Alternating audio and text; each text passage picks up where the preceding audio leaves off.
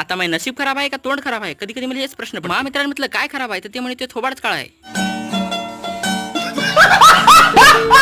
म्हणून तर काळ थोबाड घेऊन मी पेट्रोल पंपवर आलो. नशिबाने माझ्या कंपनीत 4 बाटल्या आता घातल्या. जसा मी विचार करतो तसं माझ्यासोबत कॉच होत नाही. पेट्रोल पंपवर पेट्रोलच नव्हतं. चला म्हटलं कमसे कम आरशातून थोबाड तरी पाहून घ्यावं. पण थोबाड तर नाही, पण मोबाईलात लाईट चालू असताना दिसला. आता लाईट चालू असताना पाहून लोक एकच म्हणते पोट्टे एवढं आंधळ होतं की त्याला दिवसानं बी दिसलं नाही. मी मित्राला दवाखान्यात घेऊन आलो डॉक्टरकडे. पण डॉक्टर म्हणे त्याला दवाखान्याची गरज नाही, तुला दवाखान्याची गरज आहे. हे ऐकताच माझ्या डीपीला पाणी सुटलं. सॉरी माझ्या डोळ्याला पाणी सुटलं.